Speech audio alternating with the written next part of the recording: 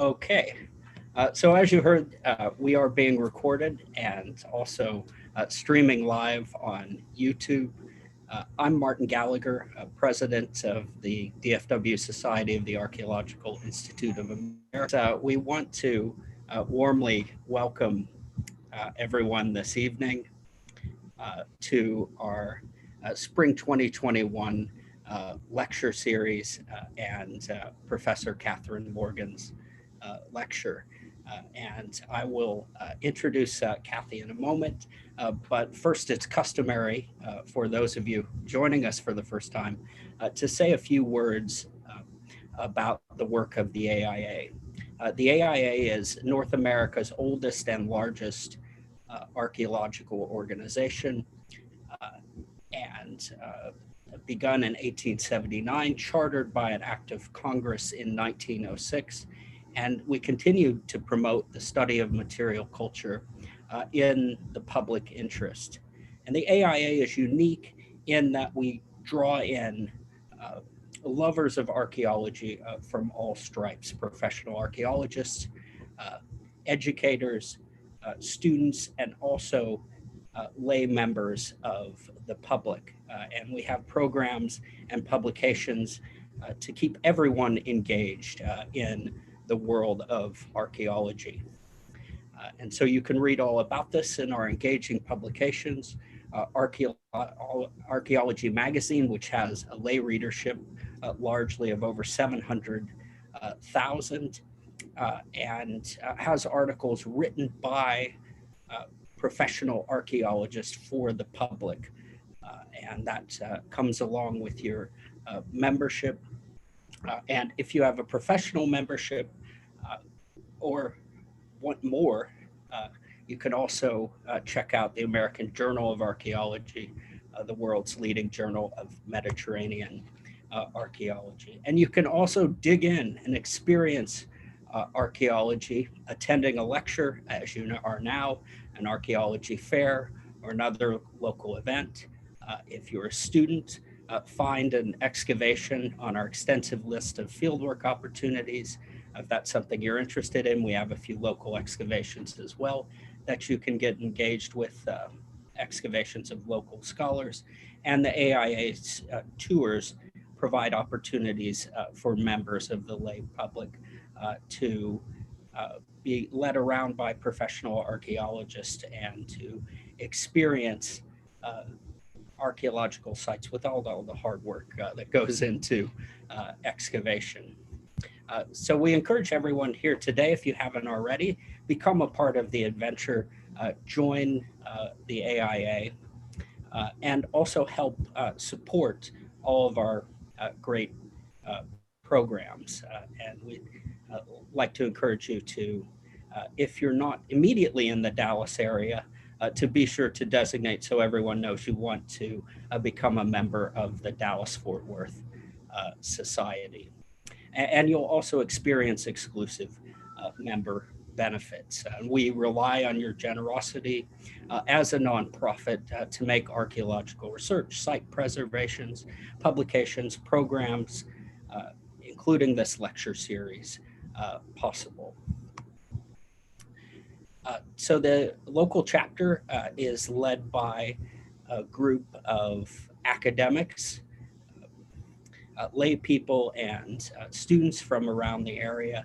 And if you have any comments or questions, any suggestions, please feel free to contact us, info@dfwarchaeological.org, particularly if you'd like to get more involved in our local society.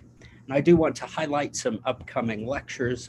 Elizabeth Molachek from our executive committee will be talking about early collections of classical art in U.S. museums on Friday morning, the 19th of February. And then we're all doing a lot now looking at some of the exciting excavations revealing aspects of the African-American experience. And the UNT Department of History is sponsoring a lecture on that on the 24th of February. And then our series continues on the 3rd of March with Nicholas Overtomb from Washington State, who's written one of the first major books on the Parthians, the ancient Iranians, in a long time. And so we're excited to hear what he has to say. And then finally, the Finestone lecture of the AIA, Professor Andrea Berlin from Boston University, will be talking about the Kyrenia shipwreck. And so at this point, I'll invite Professor Catherine Morgan to share her screen.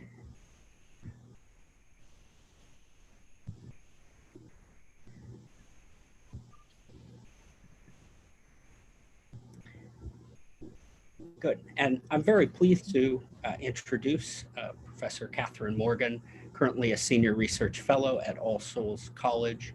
She received her OBE, Order of the British Empire, in 2012. She's also a fellow of the British Academy, studied archaeology and anthropology at Clare College, Cambridge, specializing in the early Iron Age settlement of the Corinthia for her PhD under the legendary Anthony Snodgrass, and has written many influential books. In particular, for me, I'd like to mention Early Greek States Beyond the Polis, where she puts a special focus on those ethno-states, those more loosely organized Greek federal states, and several states getting us up to Macedonia, which she's talking about tonight.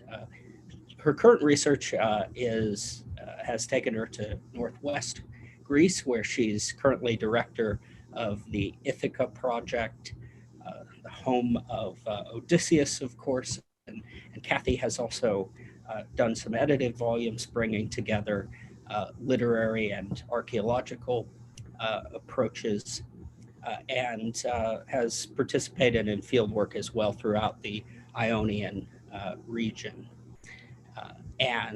So she started her career after Cambridge at Royal Holloway and King's College London. And then she was the director of the British School of Athens from 2007 to 2015, where I had the pleasure of working with her for a year as a student. And one of the characteristics of Kathy's leadership of the BSA was engaging the local Greek community with archaeology. And I think what she'll be talking about tonight is an example of what she was able to accomplish there. So Kathy, you're very welcome. Thank you very much for that very kind introduction.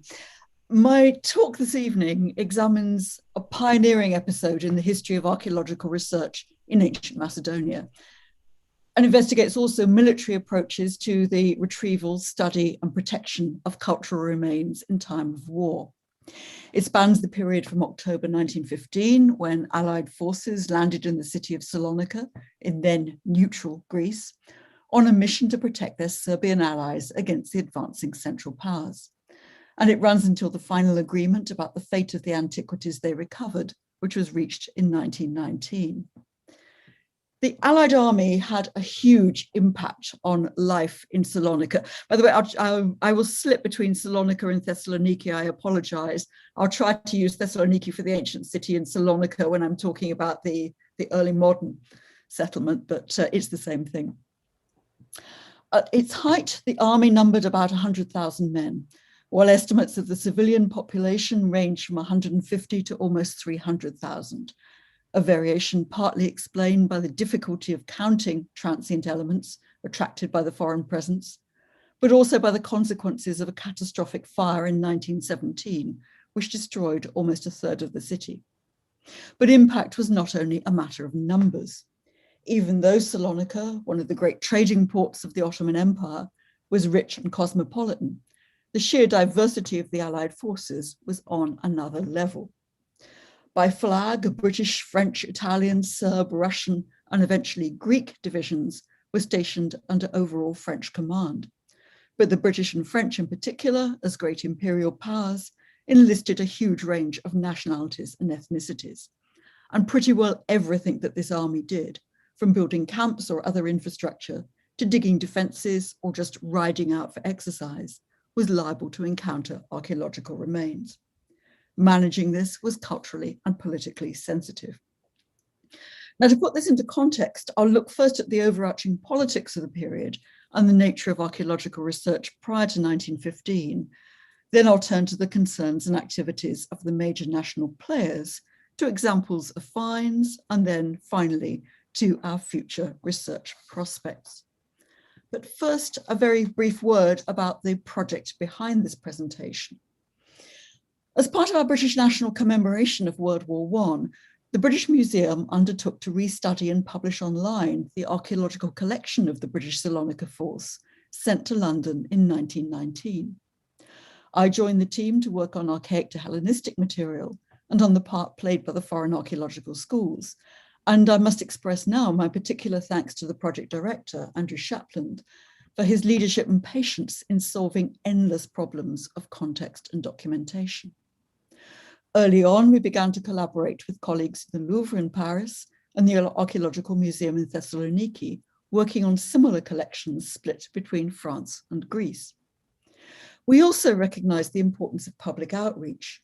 Not only are we still identifying material in museum collections scattered across the UK and France, but much remains in private hands, and time is not on our side. There are no living veterans of this campaign, and family trails are going cold. So we try to speak about it as much as we possibly can in the hope of somehow keeping the family stories alive. In 2017, the proceedings of the project's milestone workshop were published, and in our different ways, we're now building on these foundations, and I'll return to ongoing work at the end of the talk. So, as you see from this simple timeline, World War I was just one episode in over a decade of war in the Balkans. The Macedonian struggle, Greek, Serb, Vlach, and Bulgarian armed bands fighting the Ottomans and each other for control of the Macedonian provinces, dates back to the 1890s.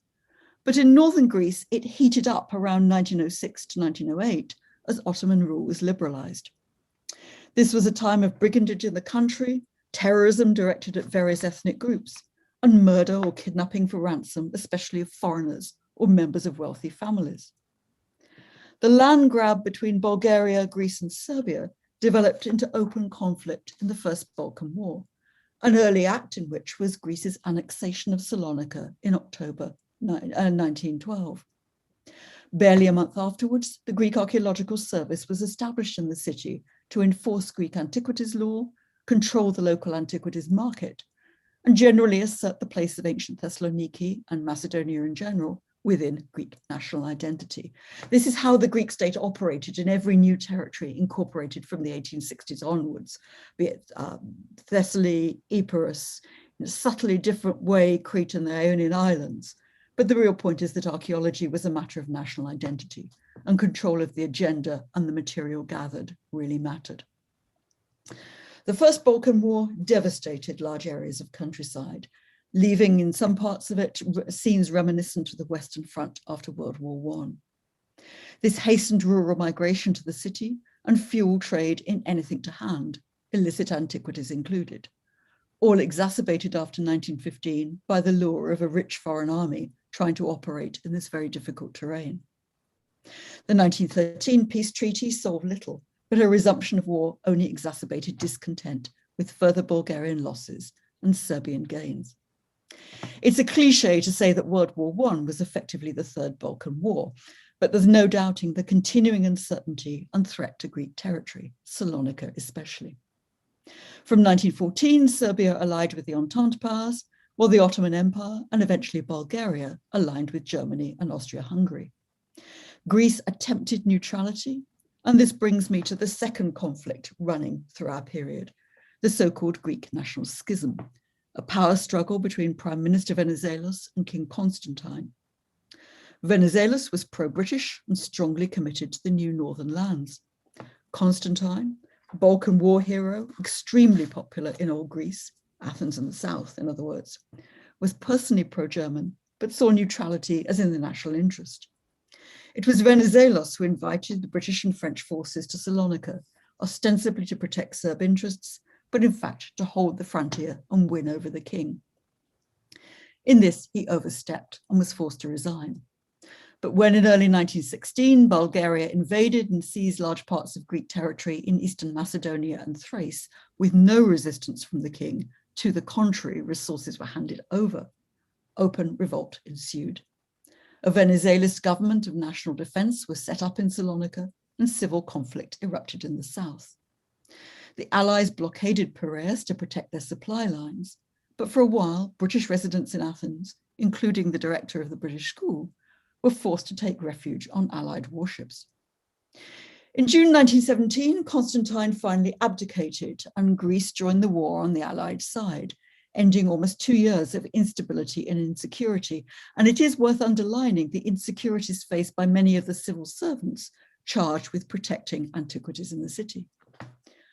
After the Great Fire of 1917, the central role of Allied troops in relief work further smoothed relations.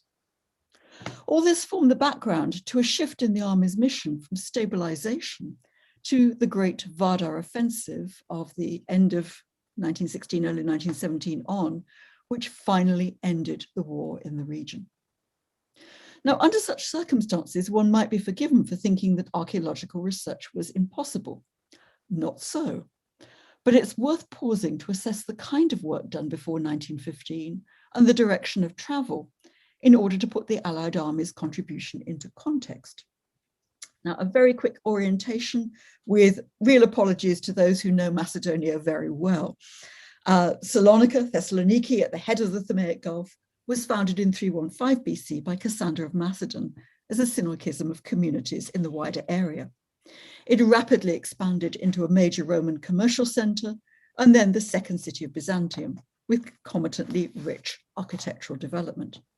So the story of the city as understood in the early 20th century was fundamentally late antique to Byzantine. Earlier sites are much more widely scattered, often long-lived tells, surrounded especially in archaic and early classical times by very rich cemeteries with strong markers of social hierarchy. Those to the west of the city, in the later Kingdom of Macedon, with its royal capitals at Aigai and Pelai, especially so. To the east of Salonika, tells belong to different, less well understood tribal groups, sharing a similar material world, but from the late 8th century also in contact with Euboean and Andrian colonies in the Chalkidiki. So the classical archaeology of the region largely rests in the countryside, and given the longevity of many of these sites, certainly required excavation. Now, in this timeline, I've highlighted two key moments. 1912, obviously, but even more influential, the passage by the Ottoman Empire of its third antiquities law in 1906. The lack of excavation before this law, especially excavation of classical sites, was quite deliberate. As a matter of policy, the Imperial Ottoman Museum in Constantinople enlarged its collections by claiming objects discovered anywhere in imperial territory. This offended Greek nationalist sensibilities, something widely observed and acted on by the foreign schools. Topographical observations and the recording of inscriptions were okay, but rare excavations tended to be conducted by the museum itself, as at the Tumba of Thessaloniki, one of the rare tells that's actually in the urban fabric of modern Thessaloniki, or by the Imperial Russian Archaeological Institute, which was based in Constantinople and very close to the Ottoman authorities. The Russians were essentially interested in church history and Slav and Bulgar prehistory, so they never bothered to open a school in Athens. Hence, we see Pharmakovsky's dig at early Iron Age Pateli in 1898-9. One area of research prominent from this early period on is recording of the city's Byzantine monuments, later of great significance in terms of heritage management and broader cultural awareness in wartime. It would take another lecture to explore approaches to Byzantium and the rather tortuous emergence of Byzantine studies as a discipline in the early 20th century. Here I stress that the largest and the most significant body of records were created not by archaeologists or church historians, but by architects. British work was sponsored by the Byzantine Research Fund, set up under the aegis of the Royal Academy of Arts and the Royal Institute of British Architects, and based at the British School. This supported professional architects and students to advance their practices by drawing Byzantine monuments. This choice reflects the dominant philosophical influence in the 1880s of the arts and crafts movement, which, against the current of industrialization, sought to reunite designer and craftsman, to marry the spiritual in the everyday, to quote its guru, Augustus Pugin, with the ideal architect, and I quote, not only a builder, but also a painter, a blacksmith, and a designer of stained glass. Byzantine art and architecture fitted perfectly into this, representing simplicity, unity of design and function, and integrity in the handling of materials. Now, the BRF architects made two major expeditions to Thessaloniki. Robert Weir Schultz and Sidney Barnsley worked from 1888 to 90, Walter George and William Harvey from 1906 to 1912. All of these men were professionals in search of ideas, and all had distinguished later careers. Now, I could go on about this forever because I think it's very interesting, but Schultz designed the Anglican Cathedral in Khartoum, which is directly modeled on Ius Demetrius in Thessaloniki. Barnsley had a very successful practice in the south of England. He translated his mosaic drawings into his interior decoration for the Church of the Wisdom of God in Lower Kingswood in Surrey. So there was an amazing spread of Byzantium to all corners of the empire. George, in fact, later became resident architect implementing the reconstruction of New Delhi. So there are even little bits of Byzantine Thessaloniki sitting in India too. But to get back to the point, the BRF architects were also methodological innovators, seeking to improve the accuracy of recording, whether by the early use of photography or the development of their own personal tricks, as these painted squeezes of the mosaic inscriptions from Ius Demetrius. The Thessaloniki records in the BRF archive also tell us much about city life. In the late 1880s, Salonika was a thriving industrial city with a multicultural mix of Jews, Muslims, Greeks, Bulgarians, Turks, and various Westerners. Most churches were repaired and functioning as mosques. Schultz and Barnsley's photographs show something of Western sensitivity to the contemporary realities of Greece and its people, and the potential of medieval and later monuments to challenge established classical itineraries, negotiating between antiquity, the Middle Ages, and modernity, and between East and West. By contrast, George and Harvey's work coincided with the peak of interethnic conflict during the Macedonian struggle. George even joked in a letter that he should wear a card while working, saying, "Don't shoot, I'm a peaceful architect," in Greece and Turkish. But this was also a time when the extensive restoration programs undertaken by the Ottoman authorities were gathering pace and producing important results, and when collaboration with Athens was also coming into play. George Lambakis, personal secretary to Queen Olga and one of the founding members of the Christian Archaeological Society, and later the Byzantine and Christian Museum in Athens, undertook systematic recording of Byzantine antiquities across Macedonia and Thrace. Discoveries of the period, such as the mosaics in the north inner aisle of the Ius Demetrius Basilica, were greeted with great excitement in Constantinople too, and were fully recorded by the BRF. What marks BRF work out is the quality of the recording, sadly to prove invaluable when the interior of Ius Demetrius was destroyed in the Great Fire in 1917. These documents were actually fundamental tools for the reconstruction of the church in the 30s. In short, the urban heritage of Salonika was unusually well documented. The Archaeological Service was well placed to integrate new finds and to manage threats to the urban fabric posed by foreign forces. For classical antiquity, however, real activity was seen only after the 1906 law, which removed previous objections by envisaging local engagement and local museums, including one in Salonika, which was sadly never built, planned but never built. The aim was really to pacify a restless and well-educated urban bourgeoisie. Previous actors continued in the field. The foundation in 1911 of a prehistoric section of the Imperial Russian Institute saw the expansion of excavation, often with Bulgarian colleagues. across the area of future Greek Thrace from Alexandroupoli to Dimotiko, extending into Bulgaria. Details of this work were largely lost with the Institute's archive during the Russian Revolution, but there are various indications to suggest that it's already petering out by 1913. It's very unlikely that it continued after the outbreak of war in 1914.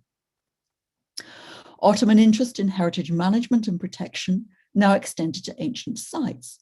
A 1910 rescue excavation of a Hellenistic burial tumulus at Langarda is something that I'll come back to later on. And for the first time, the foreign schools in Athens felt able to take part. The French began excavation of Thassos in April 1911. And in the same year, the British school gained permission for Cézès, Thermie. Unfortunately, war intervened before work could start. And from autumn 1915, the area was taken over as a French military hospital, so the site was lost. After 1912, the presence of the Greek Archaeological Service offered a robust legal framework to secure excavation permits, and Greek bodies themselves were quick to act. So we find the Archaeological Society beginning work at Pella in 1913 through to 1915, and the French start at Philippi in 1914. Again, the British secured a permit for, this time for Olynthos, but delayed too long. And in fact, during the war, the intended dig director, Alan Wace, was instead drawn to his friend Carl Blagen's dig at Koracou and then to Mycenae, and the rest of the Wace-Blagen story is known history. These excavations follow closely the big site research model pursued in southern Greece, which with hindsight was not necessarily the most promising approach to Macedonia. Of greater long-term significance was Alan Wace and Maurice Thompson's decision in 1909 to extend their program of mapping and describing prehistoric and later tumuli, surface finds and inscriptions north from Thessaly into Macedonia, initially around Salonika, Peria, Veria and Pydna, but then as they added in ethnographic investigation of so-called Vlach populations west to Samarina and the Pindus villages. This work produced a system of reference, a typology of tumuli based on their profiles, and regional maps, which later formed the basis of British Army field reports. They're very easy for non-specialists to follow in the field. They're almost perfect for military survey. As I mentioned a few moments ago, immediately after Greek occupation of its new lands, the Archaeological Service was established in Salonika. The new Ephor of Antiquities, Iorgos Economos, faced the immediate task of enforcing the law, gathering and recording scattered antiquities, and supporting systematic excavation. There was also a pressing need for action to protect monuments, record private collections, of which there were many, and especially to contain the antiquities trade. The arrival of a large and diverse foreign army just 3 years later added to his headache. The French and British forces had different areas of operation, the French moving west from Salonika, the British east, but also different priorities and responses to the opportunities and challenges of the situation. The French Army of the Orient made professional provision for research and development in many fields, from agronomy to archaeology. Its archaeological service, created in February 1916, exploited the expertise of former members of the French school at Athens under the direction of a professional archivist, Léon Rey. Large-scale systematic excavation, mostly from 1917 onwards, laid the foundation of our understanding of several major archaic and early classical communities around the Thermaic Gulf and of burial practices in Hellenistic Thessaloniki. Sites investigated include many names familiar to those who know the area, the late archaic to classical cemetery as Stavroupolis, Zaitenlik, Hellenistic graves at Geoffira, the ancient Topsin, and the Macedonian tombs at Aias Athanasius, Kavakli, and the maternity hospital of Thessaloniki. The British Salonika force operated less formally. Most of the leading players in wartime archaeology arrived as intelligence officers, since the skills and regional knowledge of BSA members were indeed valued for intelligence purposes. But High Command fully grasps the wider diplomatic potential of archaeology. Ephor Economos' legal duties of oversight extended to the activities of all forces stationed in Macedonia.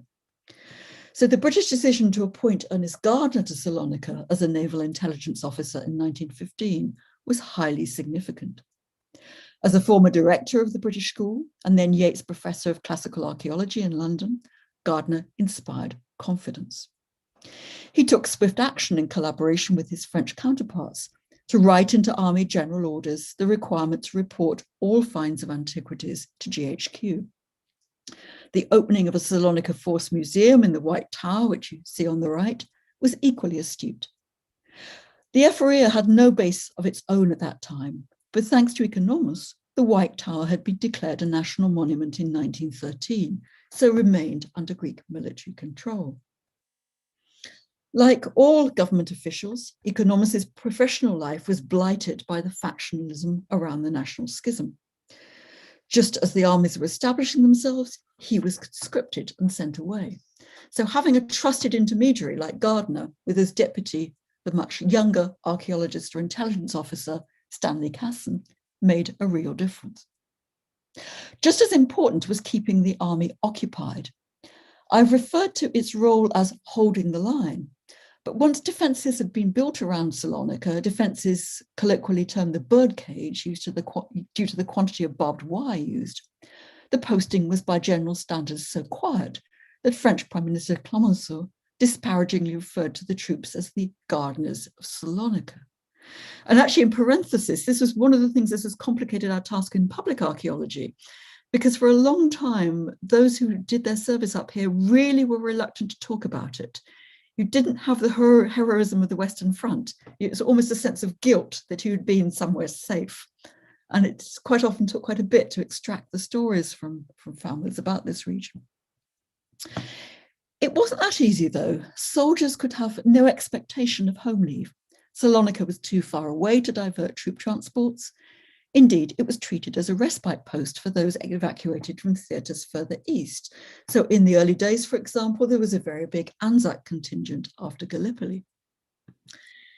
Even when the British began to push further east through 1917, the biggest killer was malaria.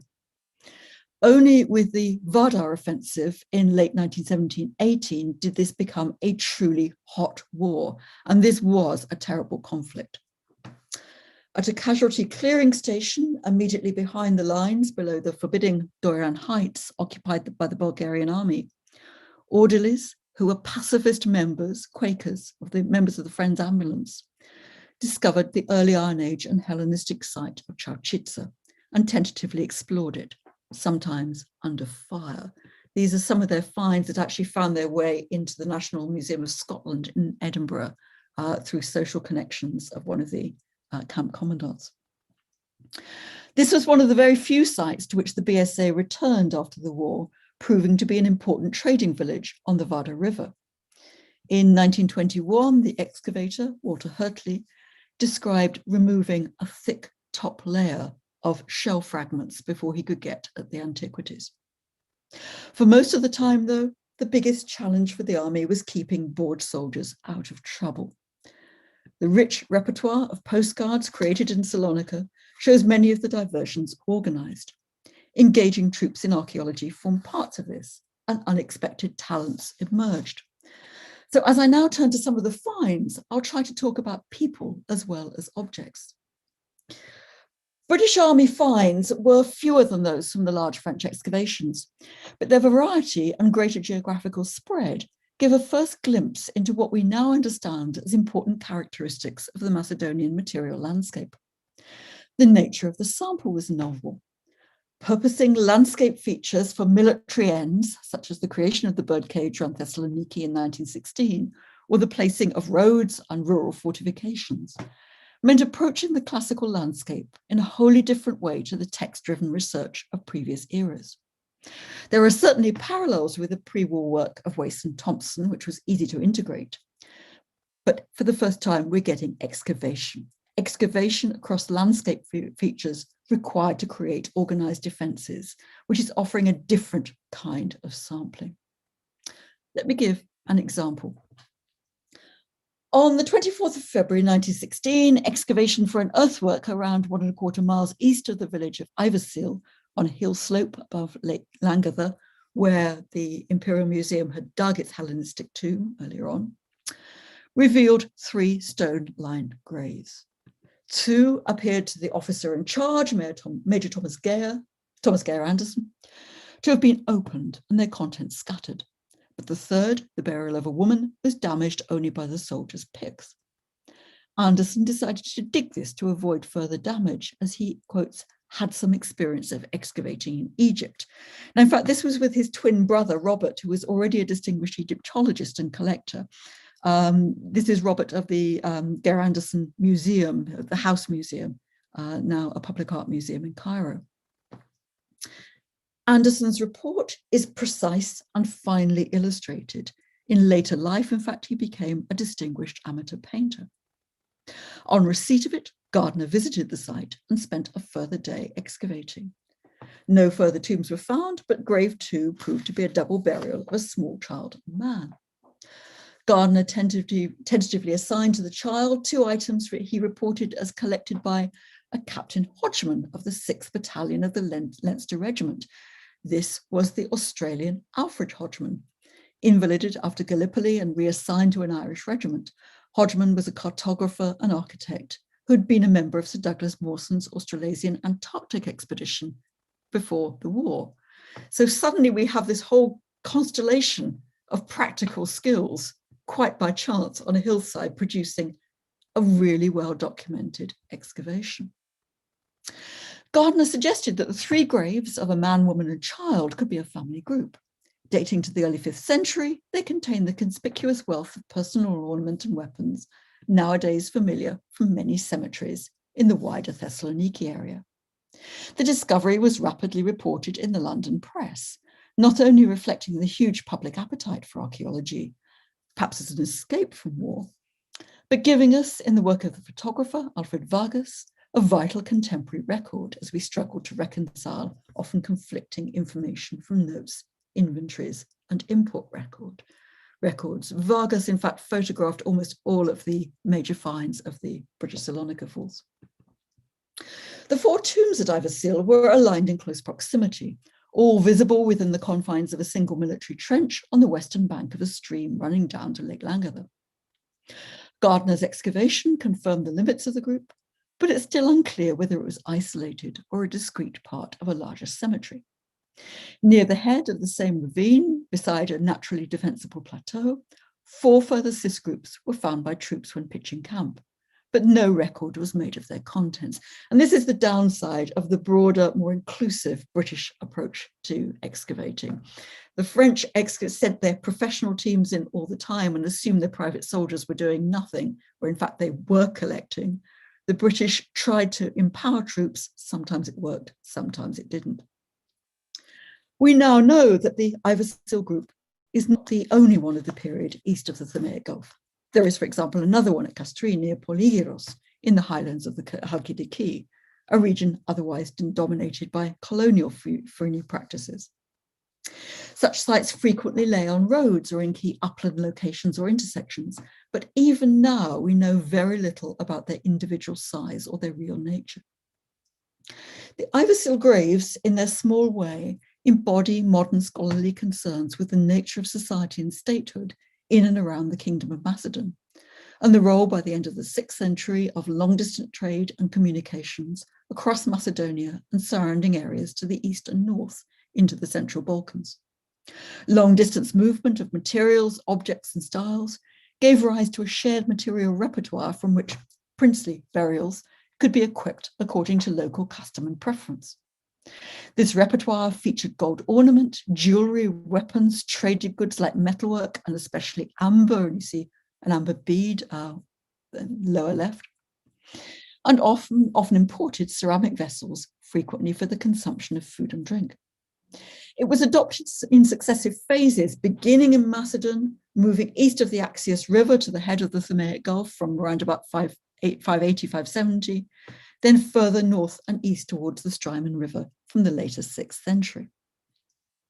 There are important localized similarities and differences in the funerary practices within which these goods were deployed, the political significance of which still requires exploration. If we assume that the dead at Ivasil were members of a leading local, perhaps Thracian family, what was their political identity? And what affinity did they feel for their peers to the west? This is still a contested issue, with the Ivasil burials of continuing significance. Well, the British didn't engage in large-scale excavation close to Thessaloniki like the French. Nonetheless, occasional finds complement French discoveries. A case in point is this mid-5th century BC sarcophagus burial from the southeast cemetery of the Iron Age to Classical Cemetery at modern Karabounaki, just outside Thessaloniki, excavated in early 1918.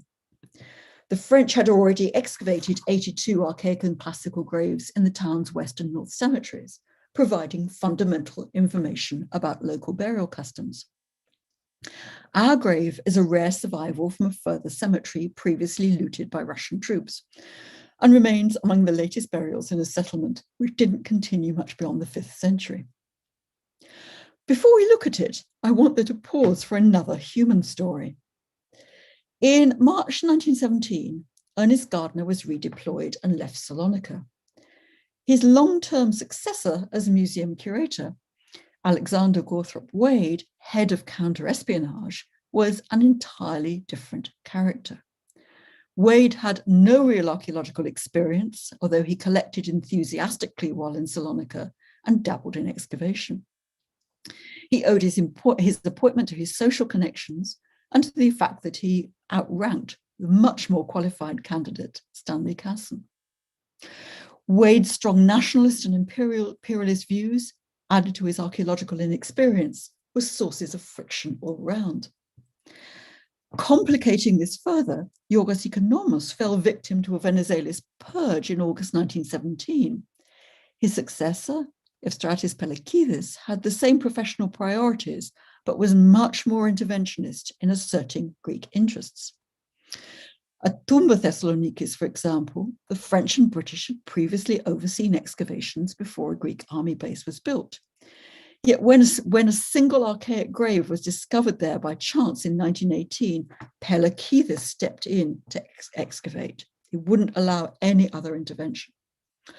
And in 1917, he tried unsuccessfully to persuade the Greek government to requisition the British collection in the White Tower and the French finds from Karabounaki. The careful diplomacy cultivated by Ikonomos and Gardner dissolved. Now, not all Wade's decisions were bad. He created an archaeological committee to oversee the museum with Pelekidis as advisor. And at a crucial stage when the war was becoming more mobile, restricting opportunities for controlled excavation and proper oversight, he appointed an officer in each army corps to supervise antiquities in its area and tried to train them, and revised and expanded the General Routine Order of 1915 to give the troops a lot more information about what they were supposed to do. Nonetheless, Pelekidis' distrust was likely justified. In January 1918, contrary to early agreement with Gardner, Wade moved the museum from the White Tower to the British headquarters in the Paphian orphanage to create, and I quote, a more convenient museum open to members of the force, not only for the collection of care and antiquities already found by them, but for the stimulation of general interest in the history and antiquities of Macedonia. He's thinking about the army, not the city. As Pelekidis feared, it was then a small step to request the export of finds to London, which was granted in 1919 over Pelekidis' fierce objections and despite Gardner's intent that they form the core of a new archaeological museum for the city. So back to our grave. The site was reportedly discovered by labourers near the 29th General Hospital at Karabounaki. This is very close to French lines. There's a big French camp there. And when our Louvre counterparts noticed this at our first workshop, my colleague Anis Galanakis was prompted to look at the find spots of all of Wade's personal collection, now in the Ashmolean Museum. And sure enough, these were equally sensitive. Wade was evidently mixing archaeology with his duties in counter-espionage. The official version has the labourers beginning unsystematic excavation before Wade and Pelekidis could take charge. I'm not sure about this at all. Certainly, in contrast to Anderson's meticulous recording of Iversil, we've got different accounts of the grave contents, which we still cannot fully reconcile. Nonetheless, the assemblage preserved in the British Museum is an important document of the continuing wealth but shifting values of Karobonaki's elite in the early classical period. The most striking offering is a richly decorated Chalcidian Type II helmet, repaired in antiquity. It's the only one of the 5 examples of its type to come from a secure, datable context. Sadly, the closest parallel, which I put on the slide, was sold at auction without archaeological provenance and is almost certainly looted. We don't know from where. So our grave is a valuable fixed point in the development of the Chalcidian type, which was soon elaborated, first of all in the Bosphorus kingdom, and then to form the parade helmets long popular in and around the Dacian world into Roman times. Archaic Macedonian warrior burials, including those at Karabonaki, usually contained helmets together with gold ornament and combinations of swords and spears. Our grave continued this custom, with 50 pieces of gold sheet evidently glued with resin onto a corselet or some form of container, and offensive weapons. The only one now securely associated with the assemblage is this large iron spearhead, which was wrapped in a fine woolen cloth, a practice paralleled elsewhere in 6th and 5th century Macedonia, notably at Sindus. Our deceased was thus socially defined as a warrior, and assuming that a calyx crater with a characteristic Dionysiac iconography also belongs, as a symposiast too. These aspects of the assemblage represent a restatement of values well attested at archaic Karabonaki. Other offerings foreshadowed interests later to become prominent. A strigil and a glass arabalus associate the deceased with athletics. He was also buried with 2 small bronze straguli, a type of offering rare in adult graves before the end of the classical period. As gaming pieces, used primarily in games of chance, these knuckle bones came to be linked with wider notions of chance and fate, and thence gained popularity as amulets. So even a wealthy warrior, symposiast, and athlete was not immune from chance and fate. Dating to the 2nd or 3rd quarter of the 5th century, the Karabonaki grave may be only a generation later than the Iversil group, but it provides what remains unusual and important evidence of a moment of transition in elite status expression. Now, so far I've focused on excavation finds, but I want very briefly to consider the more mobile phases of the campaign too. From October 1916, Allied forces moved northeast towards Serres and spent the next months in and around the Strymon Valley. They also pushed northwest, ending in the region around Lake Doran, where the final battles of the war took place. Archaeological observations, generally surface collections and notes on inscriptions, immovable artifacts and site location, now extended far beyond the birdcage.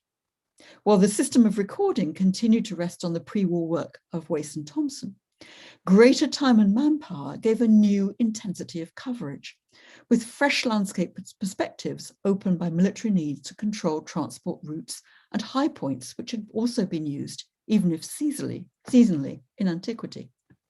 Some large finds were removed to Thessaloniki, as this 3rd century marble bas-relief found in the hills by the Salonika-Serres road. Inscriptions, accessible to any junior officer with a classical education, attracted particular attention and were fully treated in the first publications of BRF material after the war. But the fate of small portable items was much less secure. Although a number of items in the British Museum register are securely connected with individual sites, in the absence of detailed analytical descriptions of site collections, almost none of the later archaic and classical pottery can now be assigned. This includes Attic and regional black glaze and red figure, of which relatively little was understood at the time. Remember, we're still in the years before Beasley, even before the publications of some of the great Russian tumuli. The typology is very, very rocky indeed. We hope we can make more progress in the future by triangulating with records of troop movements held in the Imperial War Museum and with more recent effort finds, but this is one of our next steps. A major focus in this phase of activity was the study of historical topography, a particular interest of Stanley Casson's. Identification of the principal settlements of communities later incorporated into the Kingdom of Macedon had been a concern since the 19th century, but it was now informed by ongoing interpretation of information collected at the start of the war, as well as by new finds as operations widened. The identification of the village of Ivatli as the city centre of ancient Liti, a polis in Mygdonia, was first proposed by Casson largely on the basis of discoveries made during the construction of the birdcage. The existence of vaulted Macedonian tombs in what is now identified as the city's territory was already known both from the work of the Imperial Ottoman Museum and from local exploration. But the Salonika force investigated 2 further tombs in detail. Casson's identification, although not unchallenged, proved to be correct. Some 40 years later, the famous Derveni tomb was found along with 6 late 4th century graves from the cemetery of Liti. A more recent work has revealed further parts of the 4th and 3rd century cemetery closer to the city centre, as well as the archaic to Hellenistic surface pottery around the modern village. But by a fitting historical symmetry, it took the next major construction project in the area, the new Egnatia Odos, to reveal the shape of this major inland settlement located on a seasonal, very important, arterial road. So I hope you agree with me that even though the conditions were unbelievably complicated, a combination of trust in troops and very careful briefing and the extraordinary skills of, I think, a few rather remarkable men brought us a record that I think few could have hoped for during this campaign, and one that is really of lasting significance, something we're still questioning to this day.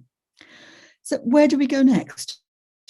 My personal focus is on the historiography of archaeological practice, and especially the longer-term impact on British research of the landscape perspectives honed during these campaigns. There are, for example, direct links via Stanley Casson's pupil, Walter Hurtley, with the British School's Ionian Island research in the 1930s. Walter Hurtley was plucked from Joukowsky, from the tents that you saw earlier on, and sent to Ithaca to dig at Iatos and Pilikata, and he missed Macedonia. He actually really, even though Ithaca must have been much more comfortable, he really wanted to go back.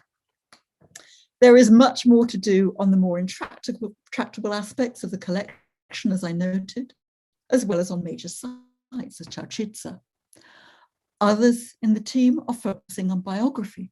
My Oxford colleague Rod Bailey is working on Casson, bringing in his later work leading up to his posting to lead our so-called monuments men in Greece, just before his death in 1944. Immediately after World War I, in 1921, Casson made a research trip to Macedonia and Thrace, which continued east into the area formerly under Bulgarian control. His diary, which we've now located in the Beasley Archive, is full of insights into the state of the region and evidence of Bulgarian army excavations. It merits attention, and I certainly would like to work on this in future. So there's much still to do, but I hope that I've given you at least a flavour of the findings, but also the lesson to be drawn from this quite extraordinary period. Thank you very much. Well, thank you very much, Kathy, for that wonderful lecture. I think putting some flesh onto the experience of those of us who study Macedonia, that there is an incredible change before and after the war, as you mentioned, as far as the evidence that we have to look back to. I wonder, one of the last travelers that we read before the war period, of course, is Adolf Struck. And what sort of influence does his work have on what happens in sort of the early stage after or during the Salonika campaign? Is there any contact between, obviously Struck dies in 1911, but I didn't know, is that sort of completely disconnected, or? Yes, yeah. There is a real, I mean, there are travelers going back, as you know, into the 1860s, 1870s, Yeah. Struck is certainly one of the better and fuller accounts, but there's a real disconnect, an absolute disconnect. And I think I suspect a little bit, perhaps less after 1906 when there is more of a presence in the city, but there is quite a disconnect between those who are working literally to map surface remains and those who are more interested in digging, who are interested in coming into the city. I mean, it really is not like Athens. There is the community of people that are sort of shaping themselves together around this region are the Byzantinists. Right. Well and truly, the rest are really quite separate. And the British school self-consciously doesn't get involved. It's prehistorians. Yeah. They just don't read this kind of stuff at all. Right. It's very strange. So I mean, yeah, there are lots of logical connections that you think ought to have been made, and I just can't find evidence of it. Right. Yeah. So that's the other thing that struck me, and I've heard you talk about this before, is how different the archaeology of Macedon is because of this history that you went through, and how different it is. I mean, I should also mention that there really is no logic to the British intelligence stroke archaeological postings up there. I mean, Gardner was put in the Naval Reserve, I mean, partly because of age, and he was conveniently around and could be moved up there. Almost all of the BSA archaeologists land up on the Western Front in the first instance. Casson is invalided out. And there is the famous story of him basically being plucked into intelligence work, asked to read a document which is Albanian, written in Greek script, and he says, "Well, it's Greek, but I don't know what it means." And so he's sent to Thessaloniki. There is very, very little logic in the choice. And in fact, very few of the people who were involved in the post-war publications were those who actually collected the data. Casson is one of the very few who sticks around and is involved in this.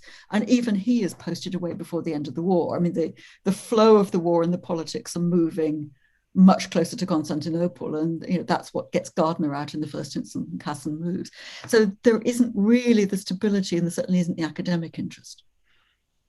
Right. Well, you and I could go on, but I think I want to get others involved. And particularly, we have a tradition that if there's a student who wants to ask the first question, and just a word about the mechanics of this. So I think you should all have the ability to use the Q&A and the chat function. So if you could just let me know that way, sort of, I have a question. If you want to write out a question, that's fine, but we're hoping that some people will want to join us live, and I will be able to enable your mic. Right. Some people, I should also say, like a live presentation. Some people exiting, and that's fine. I'll give a moment for that and see if anyone has a question. I don't see any students coming forward. And I'll just open the floor if anyone has a question for Kathy. So we do have a question. What about the French archaeological mission conducted under the auspices of General Maurice Sorel? This is exactly the mission that I was talking about, the Archaeological Service of the Army of the Orient. Yeah, exactly. Was there a specific aspect of it? I mean, they are absolutely the counterparts. There's quite a lot of areas of common policy, the common field orders and all that kind of thing. But in terms of the approaches to the conduct of excavations, it's really pretty different. The other major difference was the agreement. The original intention actually had also been to have a common museum and to merge the two collections in the White Tower. For various reasons, this didn't happen. The French opened their own collection in the Rotunda in Thessaloniki, which indeed Pelekidis had his eye on as well. in the end, the French agreement was to split their material pretty much 50-50 with the Efferat and eventually the Archaeological Museum in Thessaloniki and Paris, and it landed up in the Louvre. That split was done pretty randomly. Quite a lot of individual grave contexts were put in the two places. And actually what set my French colleagues off working on this was their big Alexander the Great's exhibition that was run in Paris. Yeah, follow the tradition, absolutely. I mean, this is a grande armée in the absolute sense of how the French operate. They go in with a whole series of experts for all manner of life. Agricultural specialists, landscape studies, the works. This is just part of it. So yeah, I mean, completely. I agree with you, absolutely. Yeah. Right. So does that answer your question, Kevin? Did you want to say anything else? Yeah, Sarah, I would. I quite agree. Okay. I'm just going to read the rest of this. I don't think everyone's seen the chat. Kevin said it follows the traditional approach of the soldiers. Absolutely. That had started under Napoleon in 1798 during the Egyptian expedition. The Armée d'Orient, as Cyril specifically insisted on it, and is agreeing with Kathy. Great. Jonathan raised his hand, is now able to talk. So Jonathan, did you have a question? Yes, sir. And I put it in the Q&A as well because I wasn't sure if the hand raising was working. But I was wondering how much of an issue was looting among the armies? Like, obviously it's there, but like, was it a quantifiable factor, and were there any preventative measures in place put by any of the respective armies? Yeah. This is a really interesting one. I'm going to give you a sort of three-stage answer. There was a very big antiquities trade that was never stamped out. So the acquisition of objects on the market as souvenirs was certainly going on. Looting of objects from archaeological sites. Now that's an interesting one because quite a lot of this material actually landed up being presented to home museums. So, I collect, you loot. It is a sort of interesting one. I am not sure how much information we have lost in all of this, because eventually there is a paper trail for quite a lot of material that shows up in funny collections. Looting, as in looting, theft in the city, became a serious problem really after the Great Fire of 1917. And we think a couple of pieces that are in the Salonika collection were actually fished off abandoned piles of domestic possessions by Wade. He was going around grabbing material, and some of that went into the Salonika Force collection.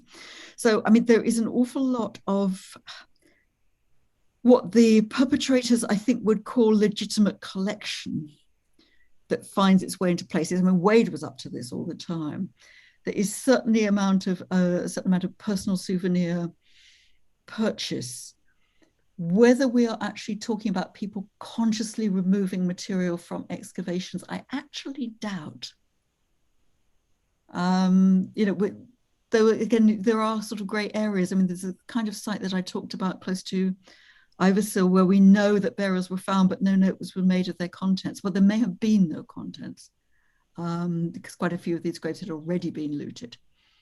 Quite a lot of the Karabonaki graves were already long emptied before antiquity, were emptied, but we simply don't know. So, I can't give you a clear answer. We can't quantify it, except to say that we know there is a circulation of material in various different ways that is not quite as the general authorities would have wished. And this came actually as quite a surprise to my French colleagues, who rather assumed that the archaeological service of the army was doing a load of the work. And suddenly they started to find stuff in French provincial museums that had been presented in exactly the same way as it was by British as well. Okay. Well, thank you. Okay, great. So we have an anonymous question, and then I'll come to Professor Carl Petruso. But is there any new technology or developing technology that you know of that can be used to figure out where the smaller artifacts are from?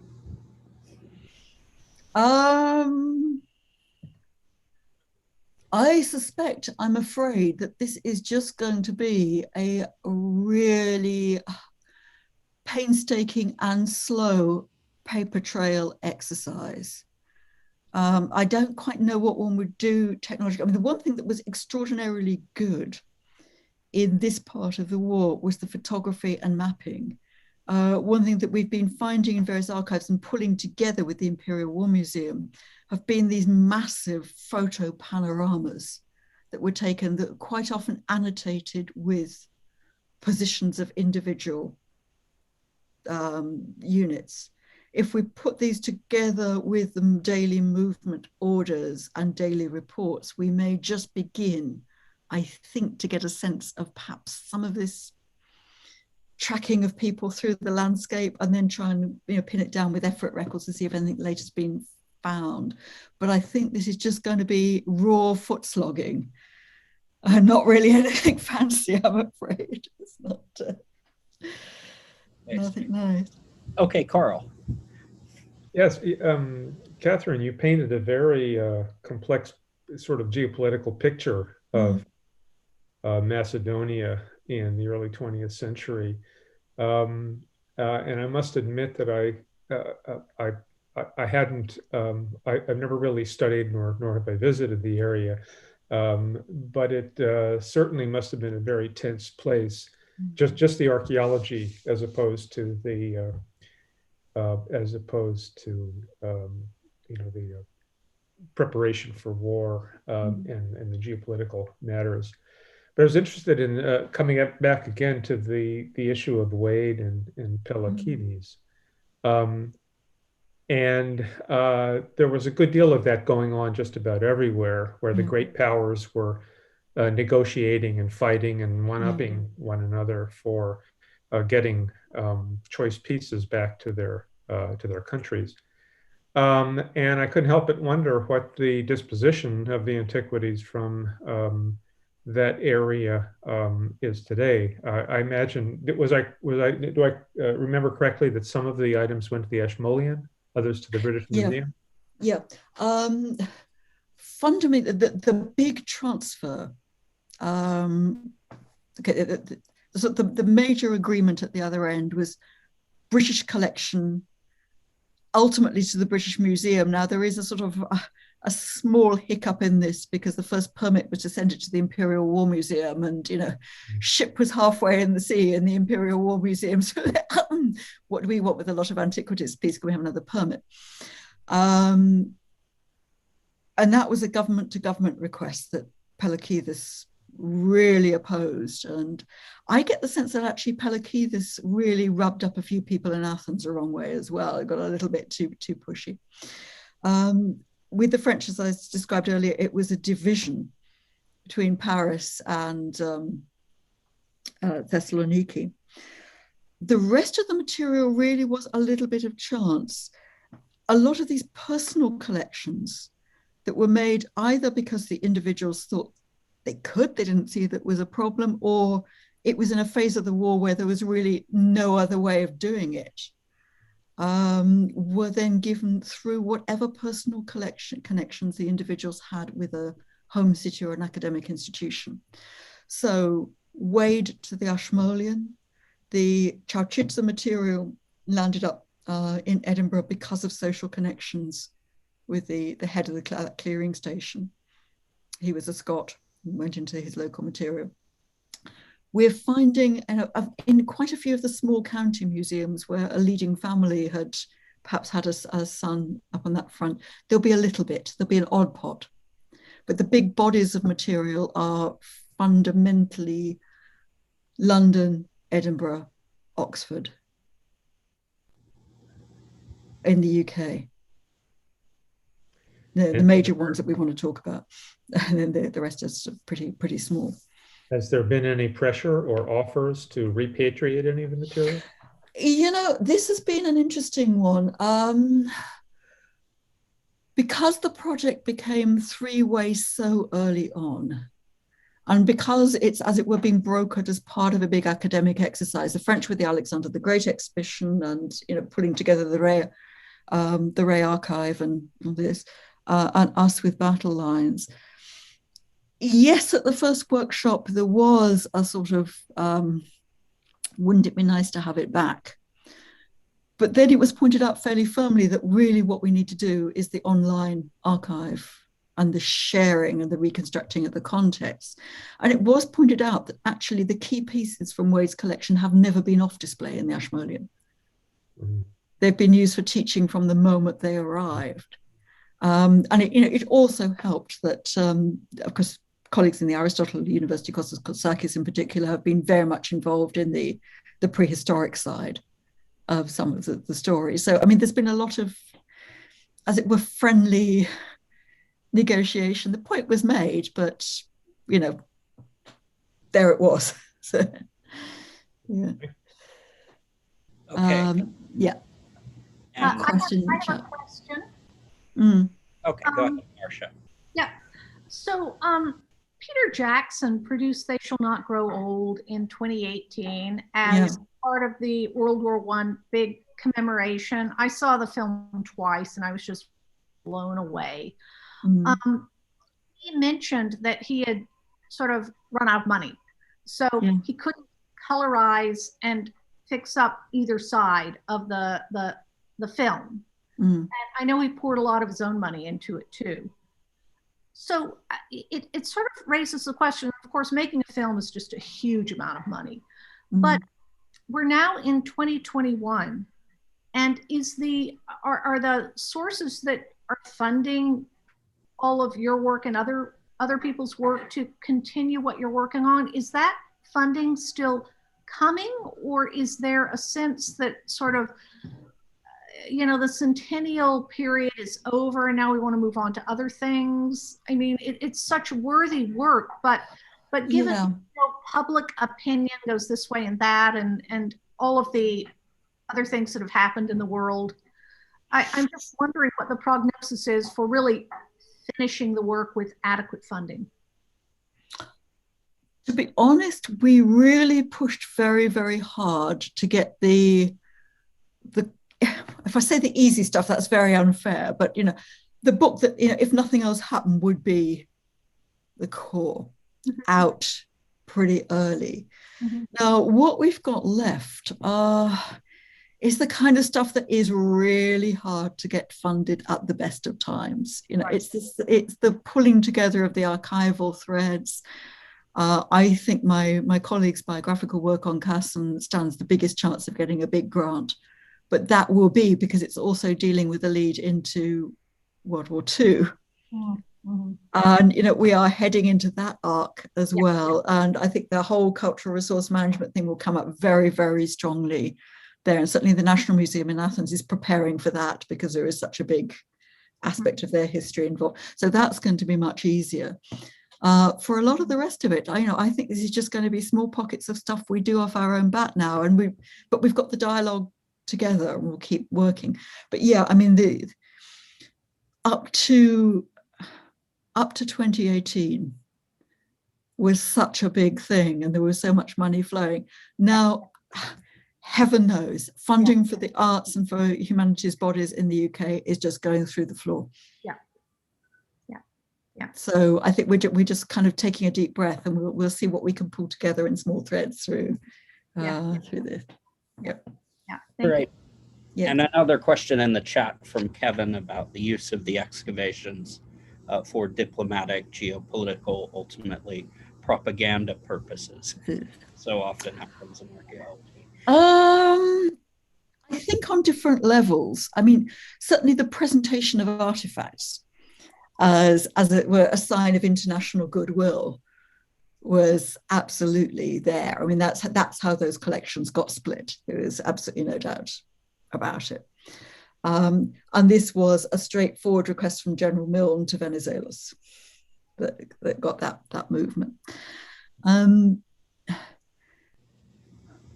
I mean, I think from the Greek side as well, yes, it was. I mean, this had been an appropriately managed and well run campaign.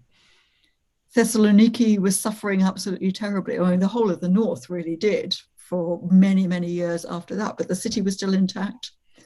It had its history, it had its records, nothing terrible had happened.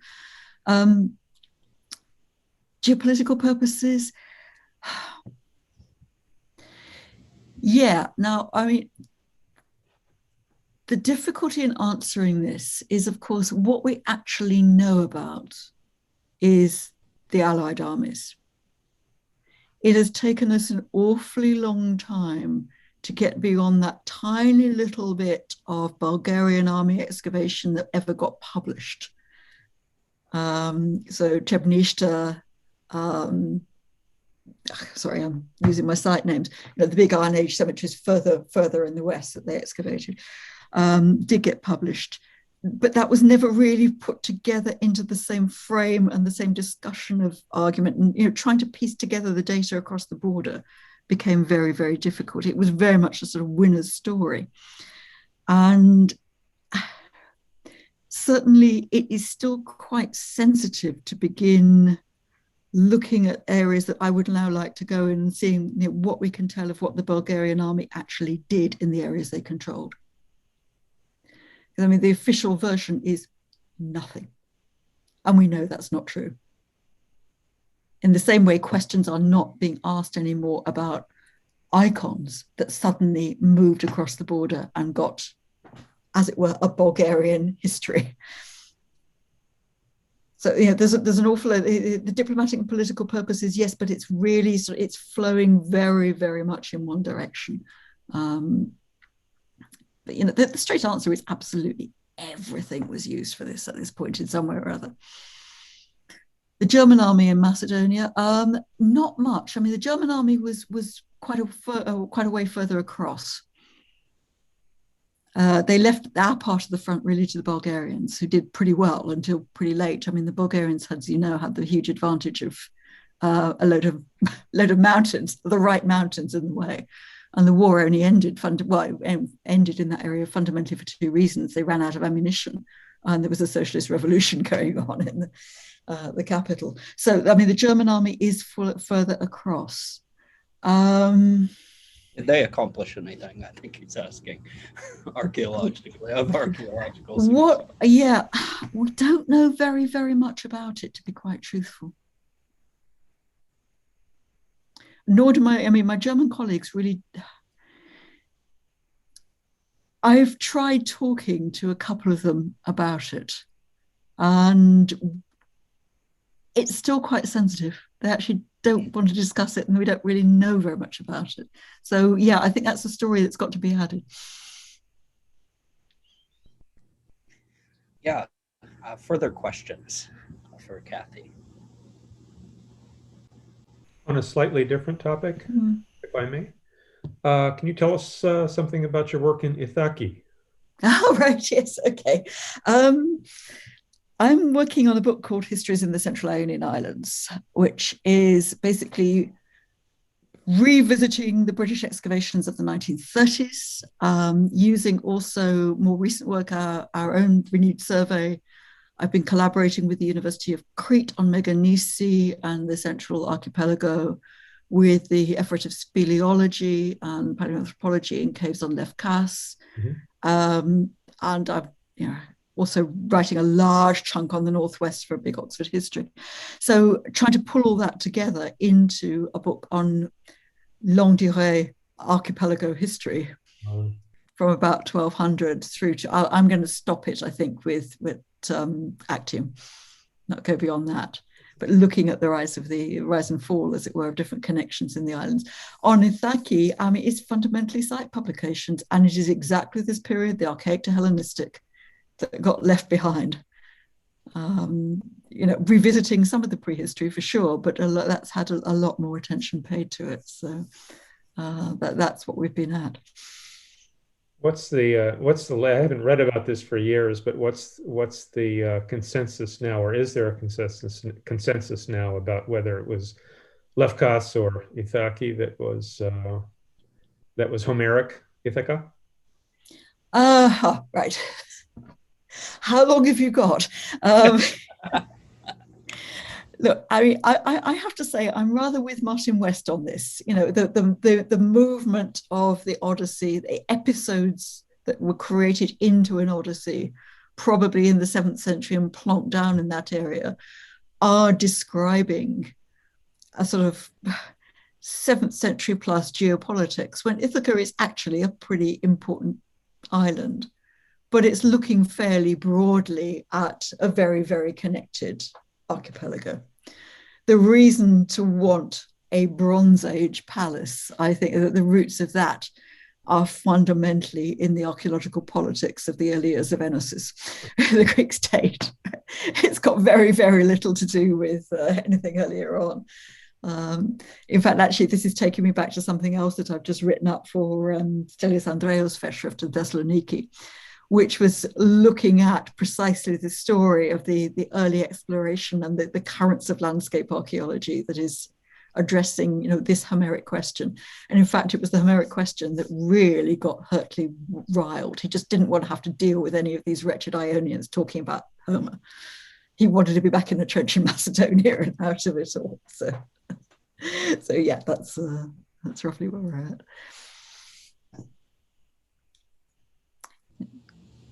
Got a hand. All right, yeah. So let's see, Nell. Hello. First of all, thank you for the presentation. You've just mentioned a few times sort of the paper trail on archival work that remains to be done. Would you mind speaking more on that? Sort of what kind of sources you're mostly looking at or would like to look at? Yeah, sure. The work that we've done so far has been very much triangulating museum documentation. And basically that is of 3 kinds. There's the official museum registers. There is the massive paperwork and reports that was just moved en masse, not in any good order, from the British museum, the Salonika Force Museum to London and to Athens. A little bit did find its way into Athens as well, to the British School Archive. And the third archive is the Archive of the Archaeological Service, which is now up running, not catalogued in a fantastically friendly way, but with wonderful archivists and, you know, passing through the correspondence between the efforts and the ministry has been very, very enlightening and very helpful. So that's, as it were, the documentation we've been looking at so far is really the stuff that is in archaeological administrative sources. You can tack out from that into the accounts that people left in their own correspondence. I've had most to do with both Wade, who is a prolific letter writer, and his paperwork is actually his correspondence, his personal letters are in his local county archive. The other source that is very interesting is that of a certain of the intelligence officers, and particularly Stanley Casson. Now, the key players that I've talked about basically survived the First World War. Not all of them survived the Second. Casson went to Oxford, became a fellow of New College, really did not want to join up again at the start of the Second World War, but did his duty and was killed, obviously unexpectedly stupid comment, but, you know, without really making any preparations at all in 1944, flying out to take up his role with the Monuments Commission. His paperwork was in all manner of disarray in his office. It was like any of our offices. And the bursar of New College did what Oxford College officials in those days used to do, wrote a slightly sniffy letter to his mother and said, basically, your son appears to have died. We want his room back. At which point someone boxed up all his papers and gave them to Beazley, and they're back in the Beazley archive. So I've been working slowly through those, and that is literally like working through someone's desk, left at random. There's not even a finding aid for this stuff. We've had to be very, very careful going back over it. Then we go on to archives that are set up for entirely different purposes. And those are basically the Imperial War Museum's archives that are holding the core of military communications around about that period, and the National Archives, which are holding the, as it were, corporate records of the British Salonika Force. So any government correspondence with them. That is covering issues that are, by and large, entirely unrelated to what we're doing. So it is like looking for a needle in a haystack. You approach that kind of material when you're really trying to triangulate with something that doesn't quite make sense. The other big source that we're looking at is press.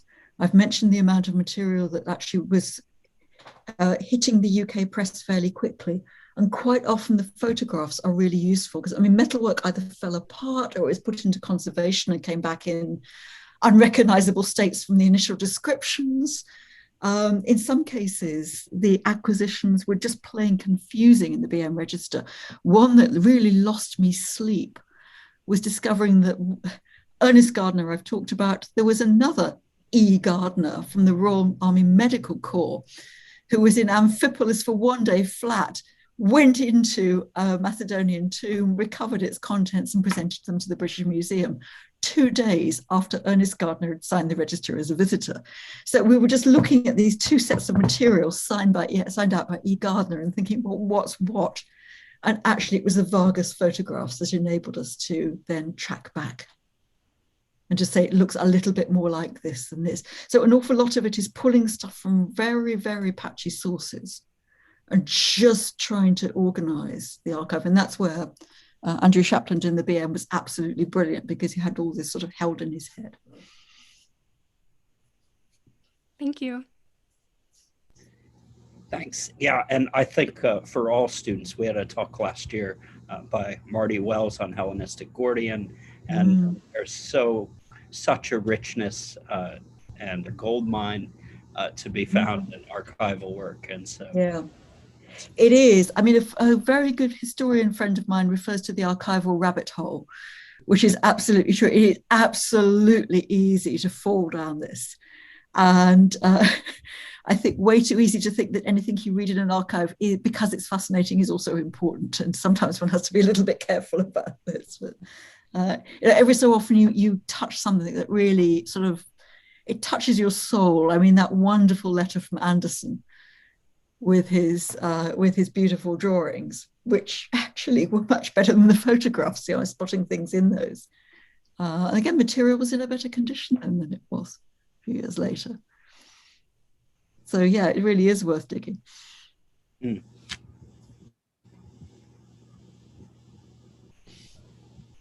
Okay. Anyone else? Well, if we don't have any, okay, we do have Kieran. I just wanted to say thank you for so much for doing this talk, because I really didn't know much about this, and this was so interesting. But you just mentioned like some of the things that you've found or have seen have really touched your soul. Can you talk about some of the first things that really got you into this, and like what continues to inspire you? This particular project, or just in general in archaeology? In general in archaeology, it's always been the actual human touches on the objects. And I think the more you get into handling pottery, you then get sucked into making pottery, and it becomes more and more of a kind of connection. With this project, it started off absolutely by chance, really by chance, when I was asked to write a piece for a festschrift for a colleague in Thessaloniki, and I just did not know what to produce. And a BM colleague said, well, look, we've got this grave group that somebody ought to look at. And the more you got into that and into the diaries, you get this cast of characters. It is quite extraordinarily difficult not to have very strong opinions about them, and sometimes it's not fair. You know, when I catch myself saying Wade was not all bad, well, you know, his mother loved him. It can't be that bad. But, you know, it's not too bad. But sometimes it's when you see something that is as personal and as random as sitting, you know, thinking of that hillside and Ivysill with Hodgman, Geir Anderson, and Gardner together with utterly different life experiences, but still able to do something like this and finding it interesting and finding it worth documenting. You know, that I think is really very interesting to think about. That was beautifully said. Thank you. Sure. Anyone else?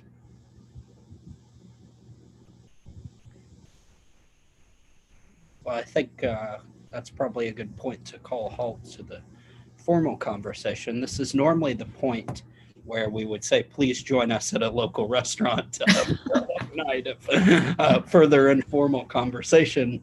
Unfortunately, we're not able to do that now, but I'm sure Kathy would very much welcome you reaching out to her by email, or whatever. And so I think that's where we'll have to leave it. And as well, I know everyone is applauding at home. Unfortunately, we can't have that aspect, but thanks very much. Toast you with my glass of water. That's right. Thanks very much. Thank you very much. Kathy. Thank you. Thank you very much. Pleasure. Thank you. All right. And thanks everyone for joining us. We hope to see you again for our upcoming lectures. And have a good evening. Thanks. Good night. Bye-bye.